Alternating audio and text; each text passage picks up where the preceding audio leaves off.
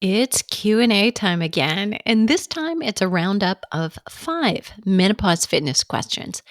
I got these from our Flipping 50 Insiders group on Facebook. If you're there, or you're commenting on the show notes themselves at Flipping 50, we often pick those questions precisely for episodes like this.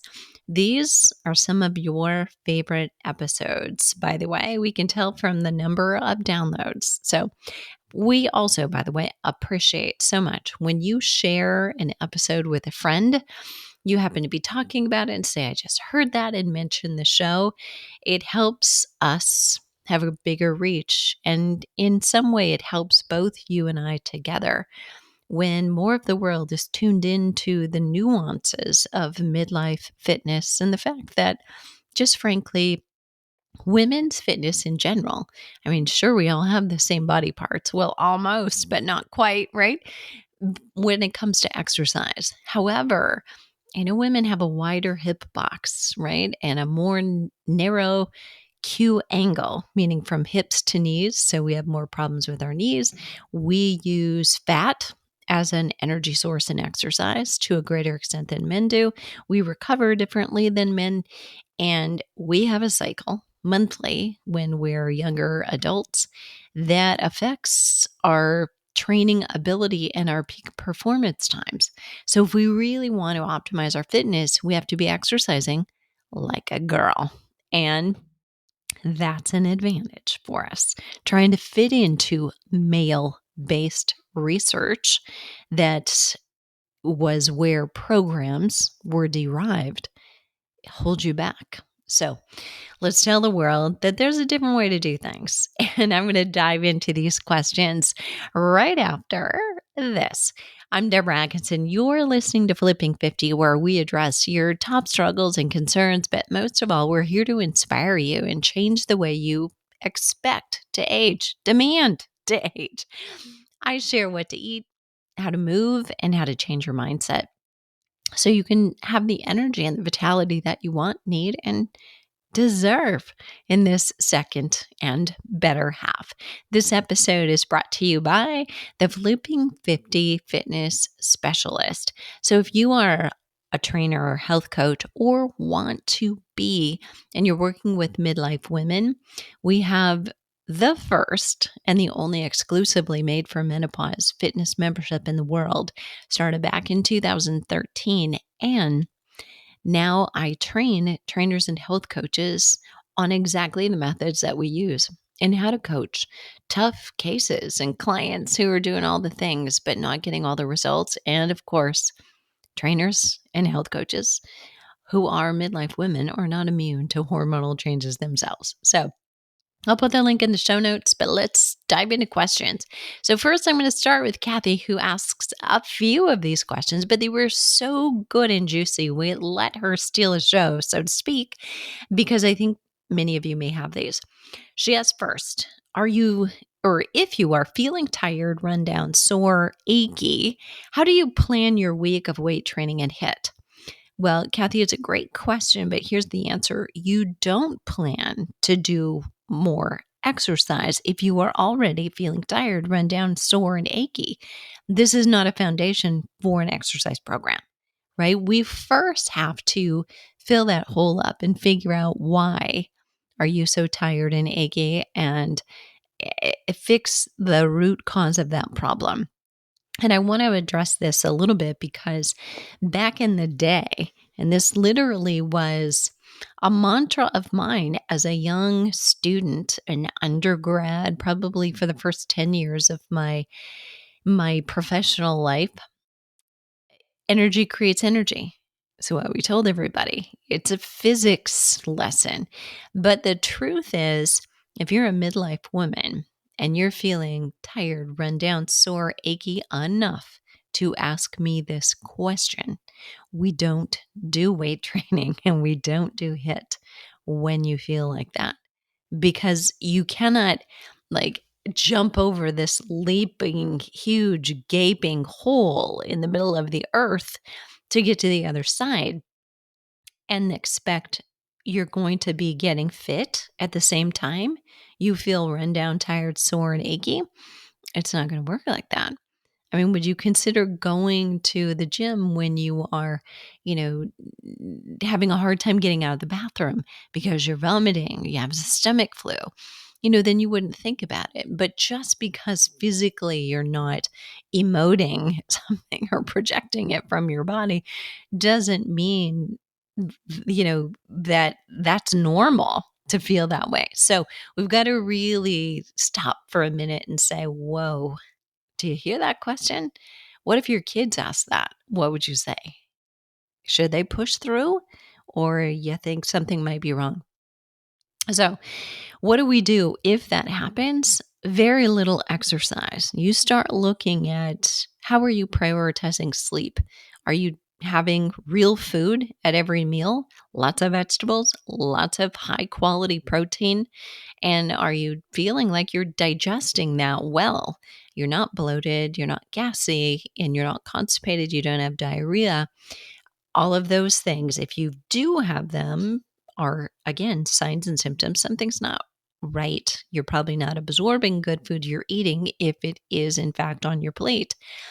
And are you hydrated? Are you over relying on caffeine? Are you prioritizing your sleep? You're getting enough of it when you're trying. And if you are trying and not getting it, have you worked with a sequence of things that would be helpful? So I would start there.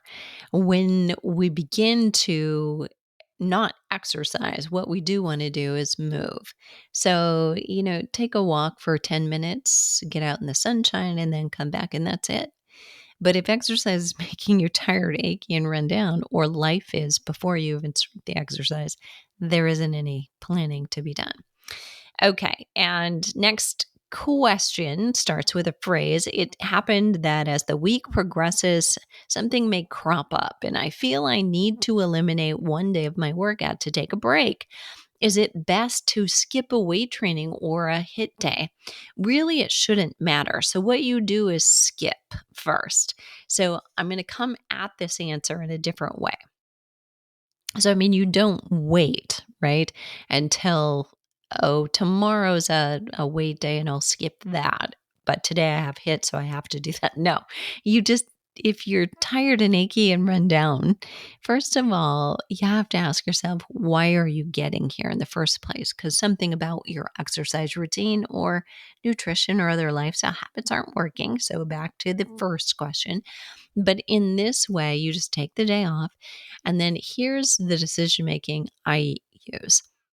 If, it has been busy and I'm a business owner, I run two arms of a business, very small team. I wear all the hats. And even if I have a team, they all have to answer to me. So if somebody's got lots of questions, guess what? I have a busy day and I hadn't planned on. So if you miss a workout or you don't get the one you wanted, my decision is always based on, all right, I have a short amount of time today and I'm due. I'm due for both a HIIT and both the strength training, but I have to choose. Always, always, always go with the strength training. You never want to skip that. We want to be building lean muscle. So if you haven't gotten those two strength training sessions within this week, you need to do that. So I hope that answers the question. And another question from Kathy. After doing large muscle strength training and then moving on in that same workout to a smaller muscle group like the arms, is it effective when doing it only one set, like in only doing one set for the arms? I find myself, she said, running out of time some days, wonder if it's worth the effort to do only one set when three sets are just not possible. So, my answer to that and her end question is, should I always do three sets for each muscle group? So if you have done, let's say, a major muscle group workout, and let's just pretend you used a chest press and a bent over row, and you did three sets of what we call supersetting back and forth, chest press row and chest press row and chest press row, right? And then you're asking, after I'm done with that, I have a tiny bit of time left before I have to hit the showers, hit the road. I could do one set of arm exercises. Is it worth it, or should I just hit the showers? So I would say, yes, it's worth it. Either to choose that or don't worry so much about it and do a little core if you need to and want to, or make sure you're not skipping the stretch. Okay. But yes, so think of it this way.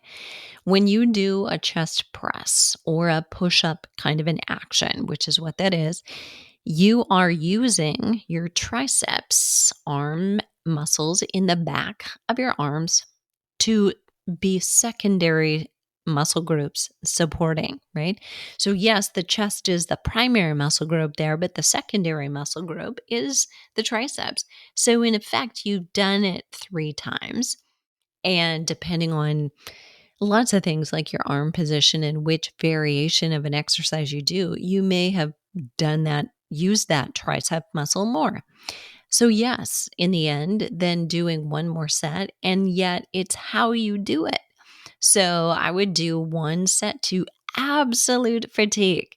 So, pick up those weights and make sure you realize there's no premeditating. This is not 3 sets of 10, because even though you may know, okay, the rules are I should reach fatigue at the end of each and every set.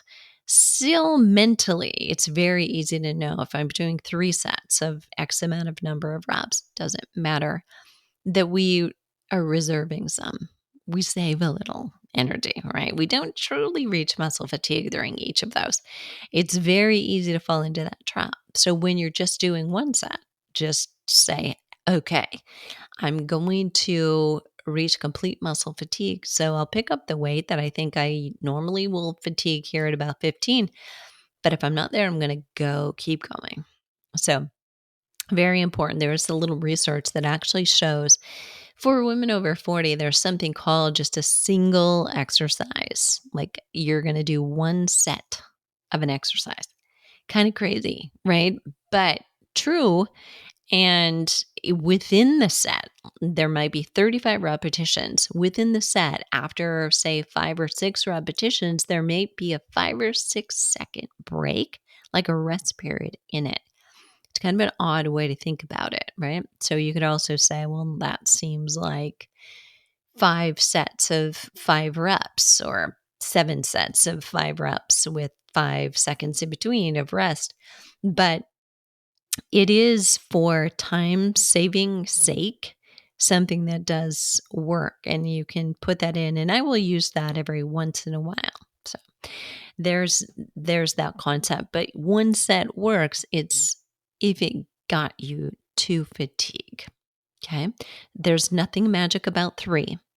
2 is something I dictate to my clients regularly. 4 is something I dictate to clients.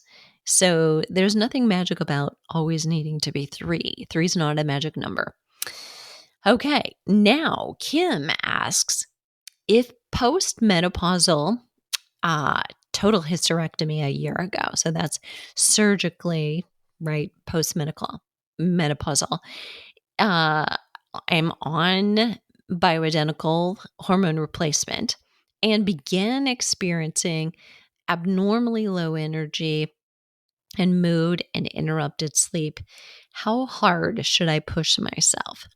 I'm able to do the strength training twice a week with 72 hours apart, but I feel drained on the other days. I really want to get results. So here's the conundrum. There's 2 things going on here. So Kim's alluding to a little bit, and of course, there's not a second person in the room, right? As I read these questions. So I have to do a little bit of interpreting, but I'm going to guess that's where I'm going here.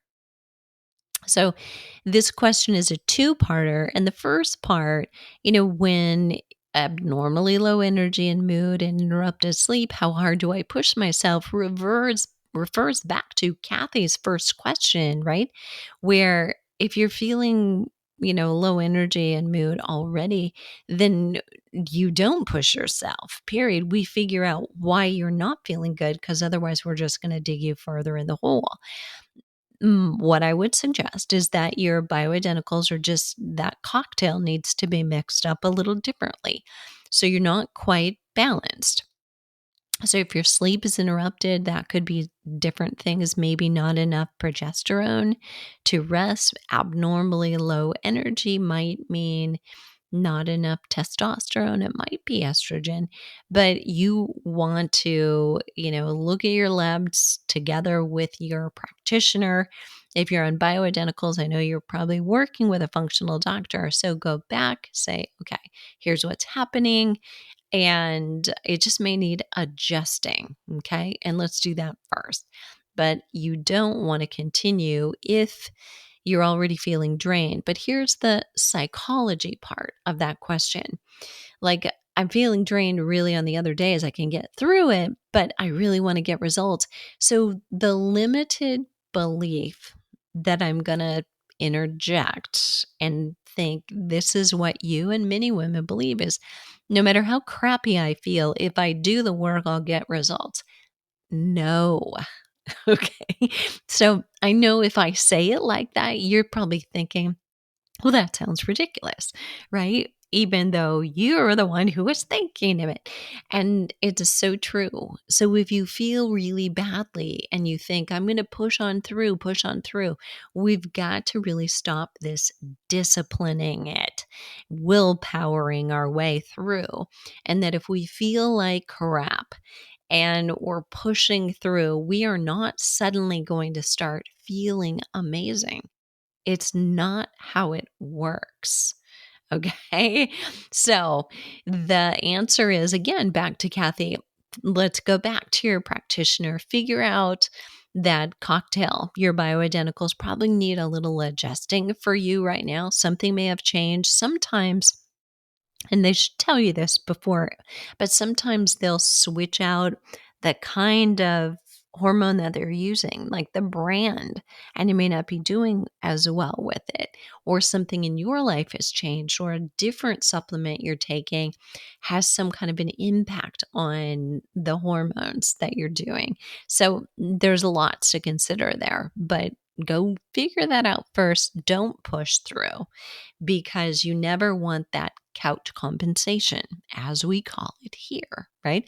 So if the exercise is making you more tired instead of more ready to go and do activities and move more through every day, all day, something's wrong. We got to find the sweet spot and figure out what you need to do to fill your bucket back up. Last question here is from Teresa. Do we count warm up and cool down time toward the 45-minute HIIT each week? So let me finish Teresa's question and then I'll let you know why she's asking that specific. She said, I've been doing 5-minute warm up, 20 minutes of intervals, and 5 minutes of cool down twice weekly. Does this sound about right? Okay.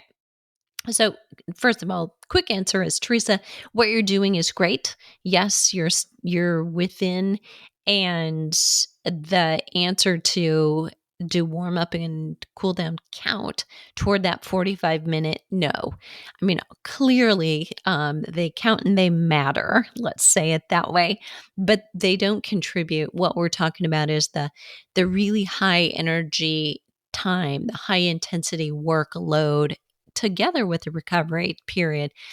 That is when we start the clock. And when you're done with that, and then you're going into cool down, we stop the clock. So that's where we see injury rates go up, by the way. And that's why she's asking. So I've shared multiple times the fact that over the years, as high intensity interval training has really become mainstream, not a trend and not a fad, but it's here to stay. And there's plenty of research to show that for people with COPD or asthma, people who are in midlife and menopause and gaining visceral belly fat, that is truly a health risk for heart disease and other diseases. High intensity interval training, if you're in the right spot. Now, we've heard from 2 people today who are not, right? If you're already tired, exhausted, and not feeling good, that's not the time to start doing HIIT, and it's time to take it off your plate if you are doing it. But there's a lot of research showing it contributes to loss or control of visceral belly fat. as well as strength training. So, overall, total body strength training contributes to a decrease in belly fat as well. So, I've shared the research that injury rates as HIIT use has gone up. Injury rates went through the ceiling, like correlated with it. So, like 144% increase, in fact. So, the line tends to be about 45 minutes per week. By the way, repeating myself, I did not say per session, per week. So, if you could do 15 minutes of high intensity interval training 3 times a week, or you could do about 20 minutes twice a week, or split it up differently. You don't always have to reach the quota. And I think sometimes we feel like we have to get at least that much if we're going to be worth our salt. But what you want to do is make sure that it's working, right? But you could do 10 minutes of intervals one day, you could do 20 another day, and that's only 30 total. But that, based on the busy week you have, the high stress load that you have, may have been much more optimal for you for actually helping your fitness as opposed to helping your fatigue. So it's important that you're realizing we're doing a juggling act all the time about the best way to exercise. So there you have it. Answers to 5 questions about menopause fitness. So if you've got a question that was maybe triggered or prompted by one of the questions or my answer to these, you can leave them either below the show notes at flipping50.com/5 menopause questions, or you can join our Facebook group. And that group is, if you go to facebook.com, you can just do a search for groups, or put in Flipping 50 Insiders, and the Flipping 50 Insiders group will come up. You have to request access. So we screen everybody who comes in to make sure, number one, they're women in midlife. They, are there for the right reasons. So business pages can't join. If you happen to be a trainer or a coach, that's great, but you can't train or coach in my group. You can come and ask questions for yourself, and you're very welcome to do that. So I will put the links in the show notes. Again, show notes will be at flipping50.com/5, the number, menopause fitness questions. And I look forward to hearing from you. What are you waiting for? Let's start flipping 50 today.